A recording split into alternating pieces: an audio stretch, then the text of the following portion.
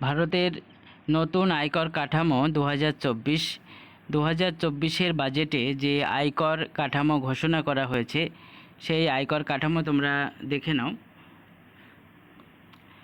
0 থেকে 3 লক্ষ পর্যন্ত যদি কারোর বার্ষিক আয় হয় তাহলে কোনো কর দিতে হবে না। 3 লক্ষ থেকে 7 লক্ষ পর্যন্ত যদি আয় হয় তাহলে 5% কিন্তু কর দিতে হবে, এবং 7 থেকে 10 লক্ষ পর্যন্ত যদি আয় হয় তাহলে করের বা ট্যাক্সের পরিমাণ হবে 10%।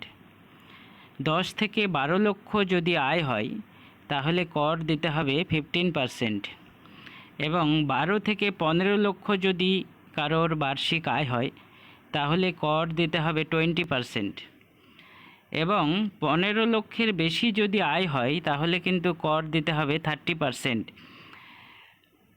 এই হচ্ছে 2024 আয়কর কাঠামো আমাদের অর্থমন্ত্রী নির্মলা সীতারামন ঘোষণা করেছেন।